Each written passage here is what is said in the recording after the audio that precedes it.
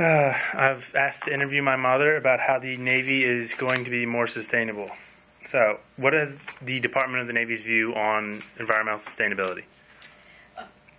First, Rob, I have to tell you, I'm doing this as your mom, and this is the legal disclaimer that I'm required to say. These are my views.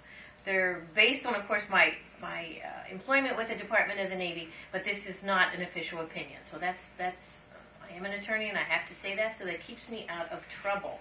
So, the Navy has a very important stance on energy conservation and looking towards the future in terms of how to better protect our assets in the environment.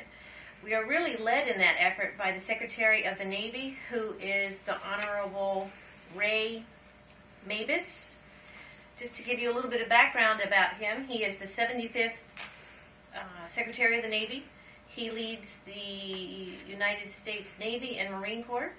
He's responsible for a budget in excess of $150 billion, and he leads about 900,000 people. It's really his vision that sets the pace for the Navy in terms of, again, resources and sustainability and the way ahead, not in terms so much of the people, but in terms of, again, the resources. He is the person that is at the forefront of setting the Navy's the goals in these areas. I wanted to talk just a minute and read from a couple excerpts from a speech he gave at the Washington Energy Summit in September 28th, just of this past year. And he talks about how important energy is to our warfighting capability. And of course, that's what we do. We are here for the warfighter, and we always talk about our mission and how we support those people, those troops at the pointy end of the spears. What he said was that DoD, the Department of the Defense, is the largest energy consumer in the United States. DoD consumes 90% of all fossil fuel in the federal government. And that's 2% of all fossil fuel that America uses. So he recognizes that we are a very large consumer of those petroleum products, and of course wants to do a better job at trying to preserve those. Hand in hand with that, as we change energy and the way we use it, it will also improve our security. One of the interesting things, of course, from the Navy perspective, in addition to the money it costs to burn the fuel, it is also very dangerous for us to get those energy products to, again, Afghanistan, Iraq, or wherever the warfighter might be. For every convoy and all of this, if you've seen on the TV or on the news, all of the materials move by by convoy. It's jeeps up steep and windy roads that are very dangerous, and that's where the insurgents and the enemy actually target the American forces. So the thought is, if you can find alternate sources of energy, get those convoys off the road, everybody wins. It's less money, less people are in harm's way, and we've not eroded any of the mission of the Navy. So that's a very big point. Again, not only in terms of money, but also in terms of saving lives. One of the things, though, too, if I can just sort of highlight, if you will, the Department of the Navy's energy goals. And again, Secretary Mabus is at the forefront of this initiative for the Navy. First of all, we have to be energy efficient in our acquisitions. And what that means, and the little piece of the world that I get to work on, is acquisition and procurement. In everyday lingo, what that means is we buy hammers and nails and fuel, fire pumps, lifeboats, and whatnot. As we buy those commodities, we are going to be required to evaluate, if you will, energy factors. This may have more applicability to different parts of the service that procure buildings and bigger systems, but again, energy is going to be a part of the evaluation. The award will go to the contractor who provides the most innovative and energy efficient proposals. Second goal is to sail the Green Fleet by 2016.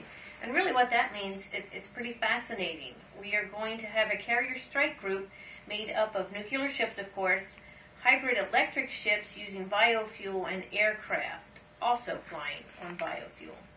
The third energy goal, to reduce non-tactical petroleum use. And what we're talking about here is not the war-fighting petroleum use, whether it's supplies or whatnot, but we're going to try to reduce that by 50%.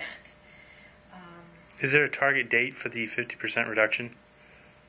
I'm going to say it's by 2016, I think. And then in the near term, it's not very far out. I think most of these goals were within the next five or 6 years. Okay, so you obviously then need a very aggressive schedule for bringing in alternative energy if you're going to cut your petroleum use by 50% in 5 to 10 years.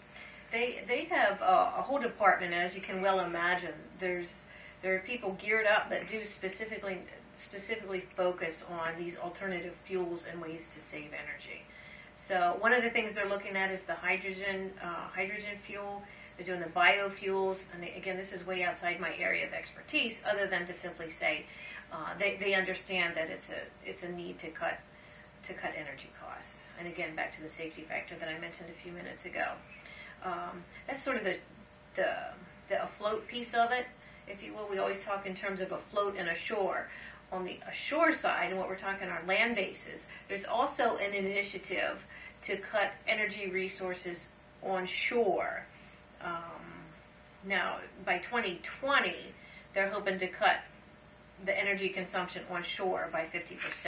It is interesting, and I can tell you, particularly out in the California area where there's windmills and solar panels and whatnot, some of the shore-based facilities are actually producing more energy than what they consume. So they're actually giving back to the grid as they talk about it. So again, just to reinforce the point that this is a serious initiative, and we are making great strides in this regard.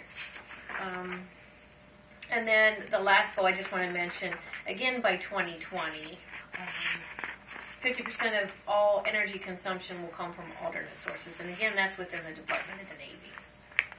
Okay, good. Is there anything that NAVSUP, which is the local Mechanicsburg base, does itself to cut down on resource usage and be more energy efficient? You know, in our local little corner of the world, as we like to talk about it, we do simple things. First of all, we recycle. We have the beautiful blue bins, as probably everybody does. We recycle white letterhead, typing paper, photocopies, memos, whatnot, cardboard, the usual plastic bottles. Every person is to have one of those blue bins at their desk, and then they come and empty them periodically. That, of course, we see every day. The other thing that hits us every day are the lights. Every light in the office is on a timer.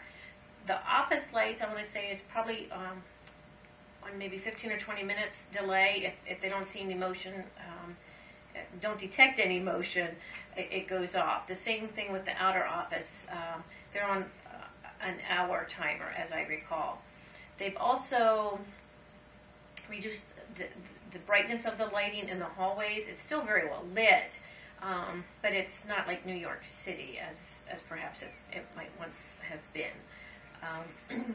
We do have an initiative to recycle ink cartridges. We also mandatory two-sided printing. I think those are the major initiatives that we see day to day. We are also, you also see people love PowerPoint slides. That's just what we do. You're seeing people now actually take their laptops to the meeting and flip through the slides instead of printing them out. So this, seemingly simple as it is, very few people actually go to a meeting now with hard copies. The Navy, unfortunately, has not. We're onto the BlackBerry technology. We're not really up to speed on the iPads or some of the more user-friendly technology. And again, as I understand it, that's for security reasons. All right. Well, thank you, Mom.